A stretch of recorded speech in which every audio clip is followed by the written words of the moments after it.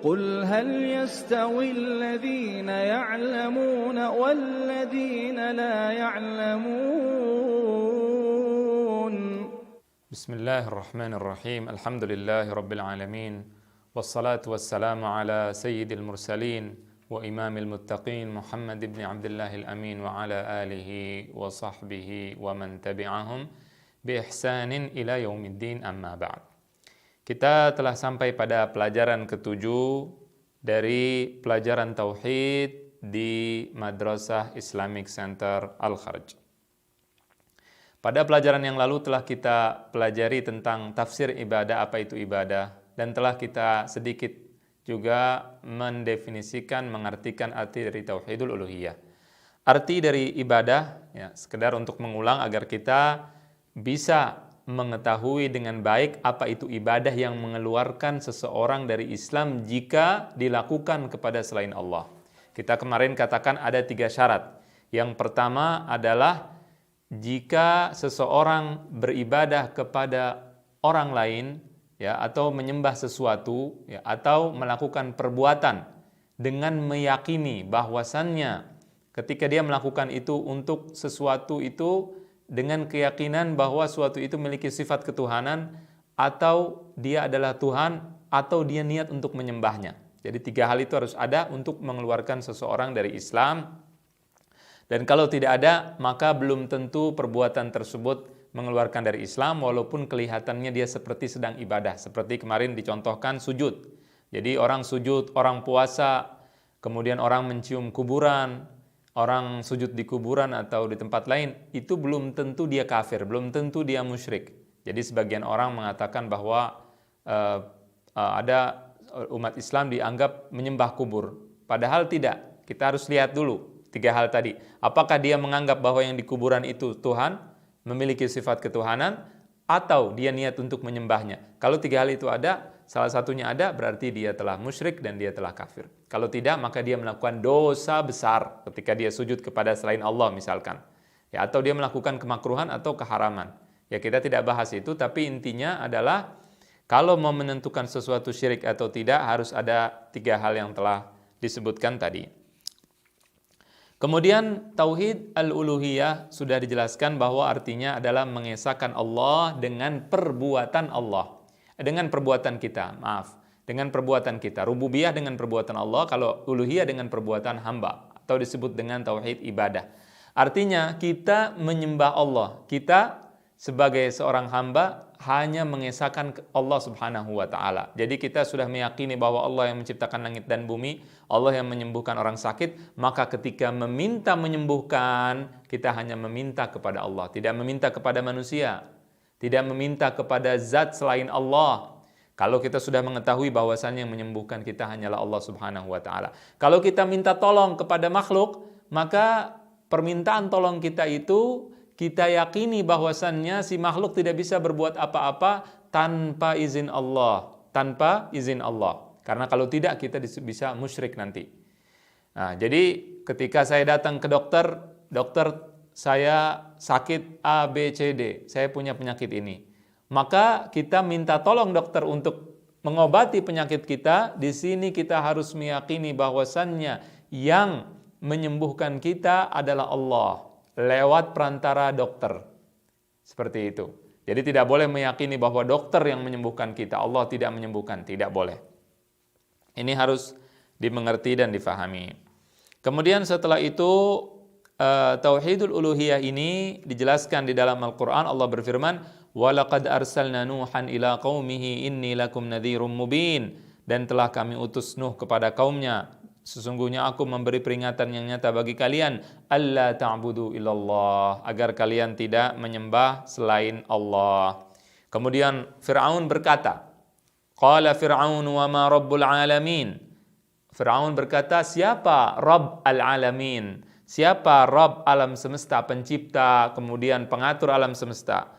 Kemudian Nabi Musa mengatakan, Qala Rabbus samawati wal ardi wa ma bainahuma in kuntum muqinin. Rabb pencipta langit dan bumi serta yang ada di antara langit dan bumi jika kalian kaum yang yakin. Innallaha rabbi wa rabbukum fa'budu hadza siratum mustaqim. Sesungguhnya Allah adalah Rabbku dan Rabb kalian, maka sembahlah Dia maka sembahlah Dia, yaitu Allah Subhanahu wa taala. Ini adalah jalan yang lurus. Dan seterusnya. Banyak ayat-ayat yang menjelaskan tentang kewajiban kita untuk menyembah hanya Allah Subhanahu wa taala dan tidak boleh menyembah selain Allah Subhanahu wa taala. Apa maksudnya menyembah? Sudah kita definisikan, arti menyembah adalah meyakini ada zat selain Allah yang memiliki sifat ketuhanan, atau adalah Tuhan selain Allah yang posisinya sama sejajar dengan Allah, atau kita berniat beribadah atau menyembah sesuatu selain Allah Subhanahu wa taala. Ini disebut dengan ibadah dan disebut dengan menyembah. Oleh karena itu, orang-orang Kristen misalkan mereka kafir, mereka syirik. Kenapa? Karena mereka menyekutukan Allah dengan Nabi Isa. Mereka menganggap bahwa Nabi Isa seperti Allah. Mereka menganggap bahwa Nabi Isa adalah anak Allah. Dan ini adalah keyakinan yang syirik. Kenapa? Karena meyakini ada Tuhan yang sama seperti Allah, selain Allah, ada zat selain Allah, ada zat selain Allah yang memiliki sifat ketuhanan. Jadi ini yang membuat mereka musyrik dan membuat mereka kafir. Berbeda dengan keyakinan kita, seorang muslim. Kita meyakini bahwasannya Nabi Isa bisa menghidupkan orang mati, bisa menyembuhkan orang sakit. Nabi Isa mengatakan, wa uhyil mauta biiznillah. Aku menghidupkan orang mati, tapi Nabi Isa mengatakan biiznillah, yaitu dengan izin Allah. Kalau mereka orang kafir, orang musyrik, orang Kristen mengatakan bahwasannya kami meyakini Yesus menyembuhkan orang sakit tanpa izin Allah. Artinya sama seperti Allah. Kemudian mereka juga mengatakan bahwasannya Nabi Isa menghidupkan orang mati sama seperti Allah karena Dia Tuhan. Kedudukannya sama sejajar seperti Allah. Itu adalah syirik. Kita tidak mengatakan seperti itu. Kita meyakini bahwasannya Nabi Isa menghidupkan orang mati namun dengan izin Allah. Kita meyakini bahwasannya malaikatul maut menghidupkan orang mati dengan izin Allah. Qul yatawaffakum malakul mautil ladzi wukila bikum. Allah mengatakan, katakanlah bahwasannya malaikat maut itu mematikan kalian. Jadi Allah menyuruh kita untuk mengatakan bahwa malaikat maut mencabut nyawa kita, namun dengan izin Allah. Di sini tidak syirik karena kita meyakini dengan izin Allah Subhanahu wa taala. Kemudian setelah ini difahami dan diketahui, maka kita mungkin bertanya, apa sebabnya seseorang atau umat manusia ini melakukan kesyirikan? Kita tahu bahwasannya Nabi Adam alaihissalam adalah manusia pertama yang diciptakan oleh Allah Subhanahu wa taala. Kemudian Nabi Adam mengajarkan tauhid kepada anak-anaknya. Sudah pasti mengajarkan tauhid. Dan tauhid tidak berbeda dari zaman Nabi Adam sampai zaman Nabi Muhammad sallallahu alaihi wasallam. Nah, tidak bisa berbeda. Makanya kalau dikatakan sekedar sujud itu dikatakan itu mengeluarkan dari Islam, itu berkaitan dengan tauhid, dianggap itu menyembah. Kalau sekedar sujud saja, maka di sini malaikat diperintah oleh Allah untuk sujud untuk syirik, ya, karena disuruh sujud kepada Nabi Adam, disuruh sujud untuk kepada selain Allah, dan ini mustahil, tidak mungkin. Kalau tidak mungkin Allah menyuruh kepada kesyirikan, tidak mungkin. Ya, jadi sujudnya saja bukan kesyirikan. Sujudnya saja bukan kesyirikan. Yang menjadi kesyirikan ketika sujud, dia meyakini bahwasan yang disujudi itu adalah Tuhan selain Allah, adalah sesuatu yang memiliki sifat ketuhanan, atau dia niat untuk menyembahnya, menyembah yang disujudi itu. Itu yang membuat kesyirikan. Ya, atau memang yang disembah itu, yang disujudi itu sudah sesembahan selain Allah, seperti yang saya katakan kemarin. Dia adalah ya patung Buddha, patung Yesus, patung-patung yang memang sudah disembah selain Allah. Oleh karena itu ketika sujud tidak usah lagi kita melihat apa niatnya dia sujud, apakah dia meyakini atau tidak meyakini, karena dia sudah sujud kepada selain Allah, sesembahan selain Allah Subhanahu wa taala, itu sudah seperti niat, itu sudah dianggap niat. Yunazzalu manzilata an-niyah.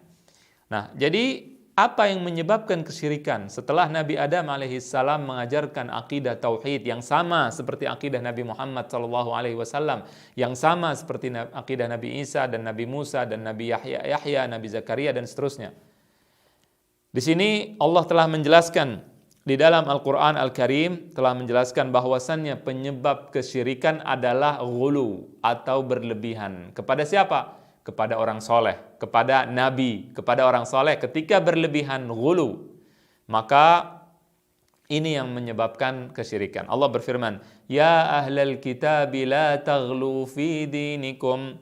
Wahai ahlul kitab, Yahudi dan Nasrani, janganlah kalian melampaui batas dalam agama kalian, ghulu, berlebih-lebihan.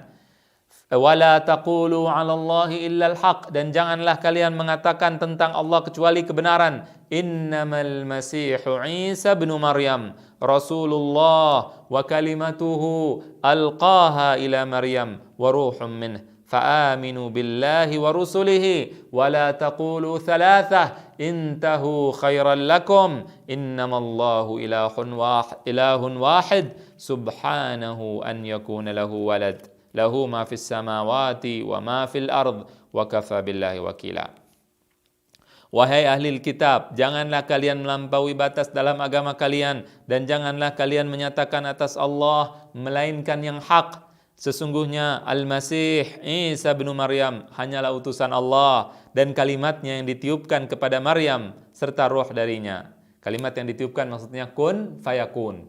Allah Subhanahu wa taala mengatakan kun fayakun kepada Nabi Isa, maka jadilah Nabi Isa alaihi assalam. Allah mengatakan kun fayakun kepada Maryam, kemudian jadilah Nabi Isa alaihi assalam. Kemudian Rasulullah bersabda, la'natullah 'alal yahudi wan nasara ittakhadhu qubur anbiya'ihim masajid. Laknatullah kepada orang Yahudi dan Nasrani, mereka telah menjadikan kuburan para nabi mereka sebagai masjid. Di sini ini menunjukkan bahwasannya ghulu, berlebihan kepada orang soleh, berlebihan kepada orang-orang yang dianggap berilmu atau ulama, itu berbahaya kalau mengkultuskan. Tapi kalau menghormati sesuai dengan yang Allah perintahkan, tidak ada masalah.